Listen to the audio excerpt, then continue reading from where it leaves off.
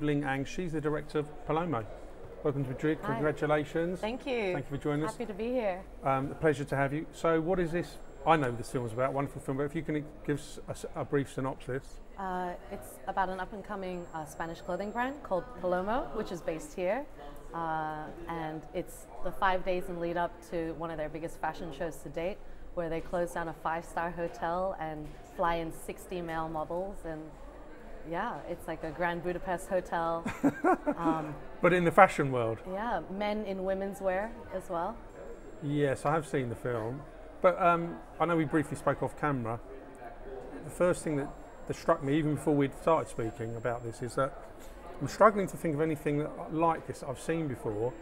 And I know you've done some research and looked into it, and I really can't remember seeing anything. So how did the idea come up? Did you see what happened to actually come up with this concept before you put it on film? So I've mostly been filming just male models for the last 3 years. What a hardship. I moved to London because I met a few male models that inspired me and then became my muses. Lovely. So, and one of them, who was the stylist and who's also my fellow director in this documentary short film, he asked me to come shoot this. And I met the brand, the team from the brand, at a party at Paris Fashion Week.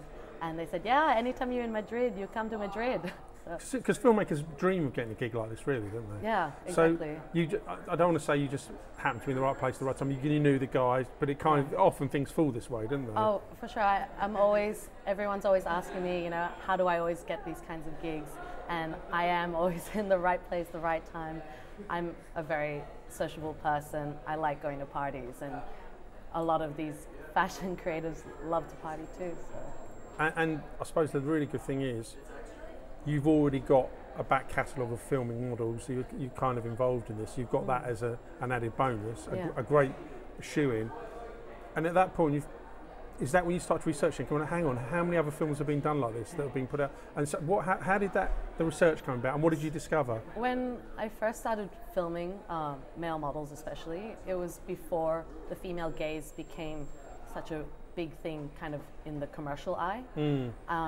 And that's when I first started researching it 3 years ago. I went onto YouTube, I went onto Vimeo, and was Googling, how many other kind of documentary-based works have been made. I've seen a few films like this based about the fashion world, but not actually. But not as many documentary-based. Especially, I've been lucky enough to be the only token female in this, kind of crew of things.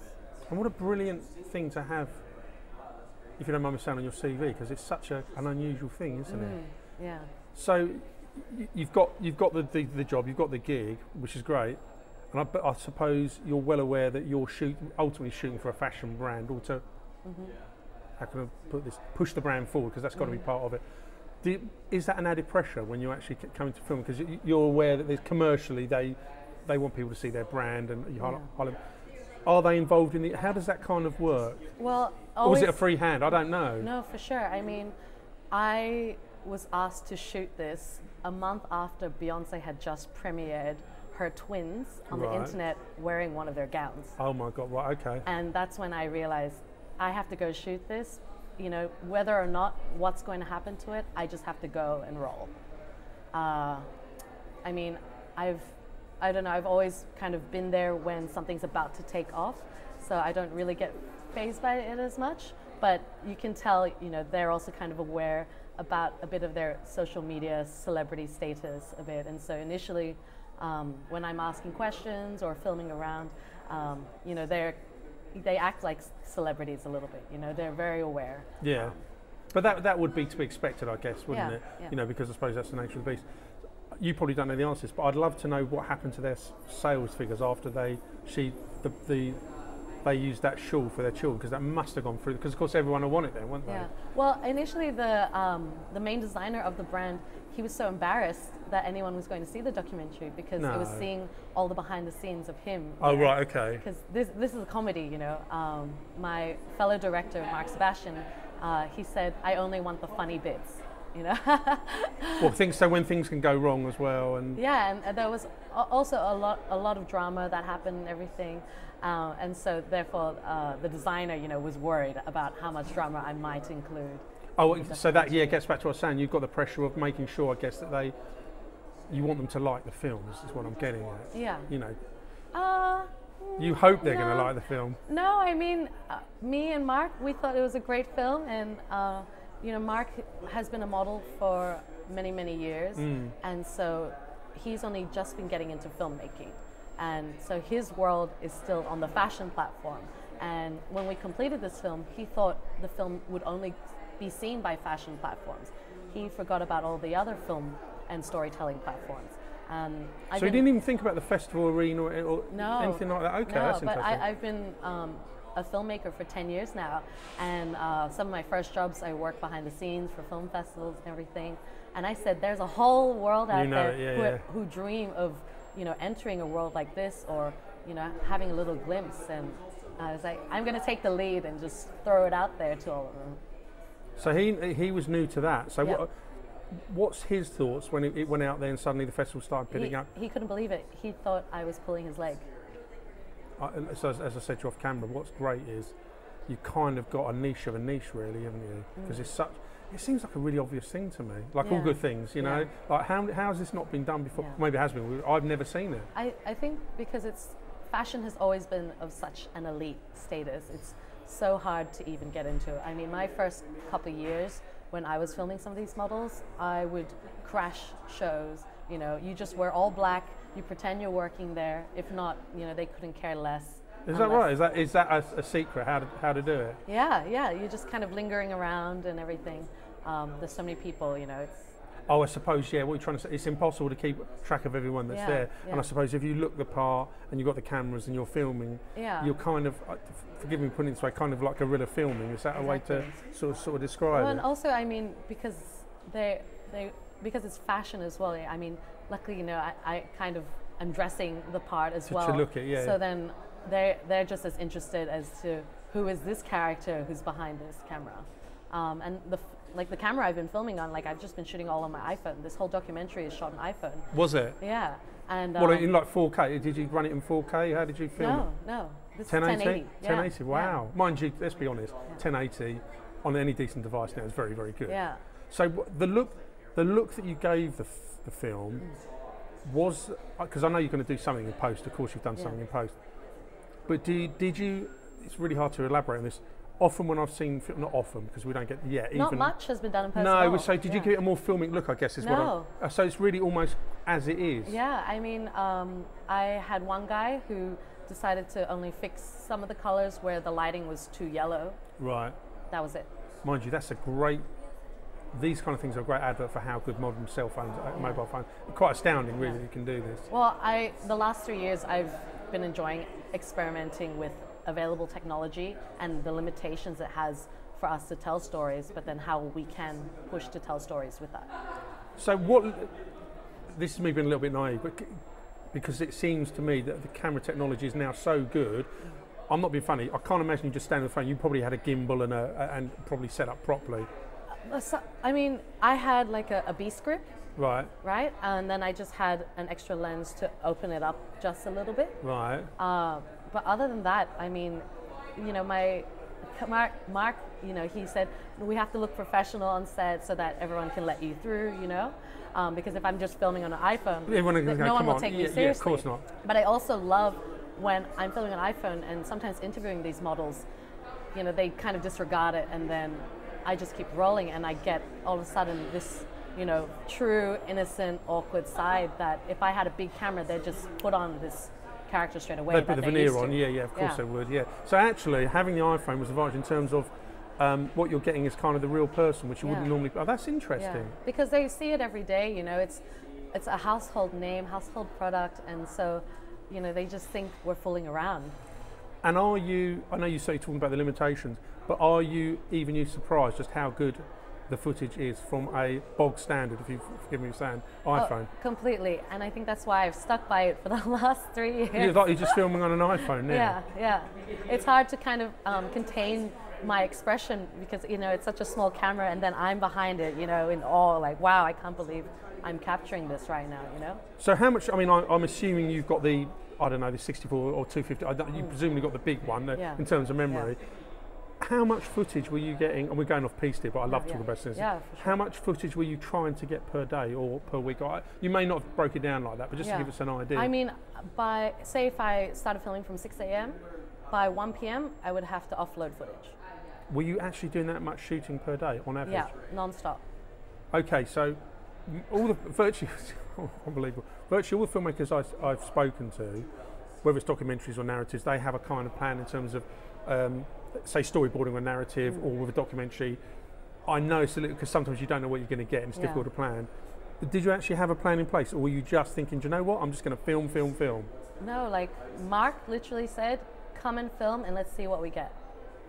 So then you've ended up with God knows how many hours of footage. Yeah. Hundreds of hours, I guess, I don't know. Enough, definitely. 5 days, hundreds of hours each day. So then you've got to hone that down, of course, to the edit process. Mm-hmm. How on earth did that, because that is going to be a long process, isn't it? Well, as I'm filming, because I've been shooting a lot of documentary and, always on the go. Yeah, so I can kind of read as to what might go with each other, the kind of basic narrative based on each day. And after each day, I kind of already cull into, folder A and everything. Yeah, so you've already got a basic version of what you want. Okay, which is going to be very useful when it comes to final cut. Yeah, for sure. Yeah, I have to be still organized, with that kind of thing. That's fantastic. So what kind of, a bit of a silly question, what kind of reaction has there been to this?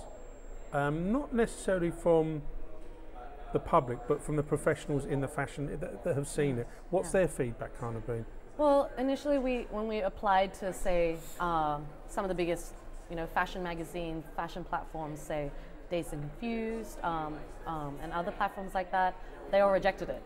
They kind of didn't understand it, or maybe it was too close to home, or something like that. Yeah, because I suppose they're worried about, this image, of course, isn't it? Yeah. And because they've seen it. They've seen this kind of thing so many times.